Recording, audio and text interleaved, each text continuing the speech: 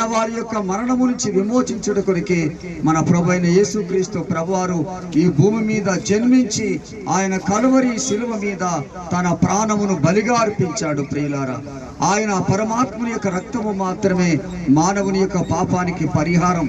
ఎడ్ల రక్తము పనికిరాదు, మనుషుల రక్తము పనికిరాదు, మేకల రక్తము పనికిరాదు, కానీ పరమాత్ముని యొక్క రక్తము మాత్రమే పవిత్రపరుస్తున్న దేవుని వాక్యంలో రాయబడినది. ప్రియులారా, అలాగే యోహాను రాసిన మొదటి పత్రిక 1వ అధ్యాయము 7వ వచనంలో చూసినట్లయితే ఆయన రక్తము ద్వారా సమస్త మానవాళి యొక్క పాపము పరిహరించబడుతుంది.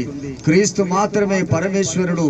నేనే మార్గము, సత్యము, జీవము, మార్గమునై ఉన్నాను, నా ద్వారా తప్ప ఎవడను తండ్రి యొద్దకు రాడని సెలవిచ్చిన దేవుడు యేసుక్రీస్తు ప్రభువారు క్రైస్తవ జనాంగానికి, క్రీస్తునందు విశ్వాసం ఉంచిన దైవ బిడ్డలందరికీ ప్రభు ఇచ్చిన ధైర్యము, నిరీక్షణ ఏంటంటే ఆయన మనకు పునరుత్థానం ఇచ్చిన యేసు ప్రభునందు మనము ఆనందించి ఈరోజు సంతోషించుదుముగాక.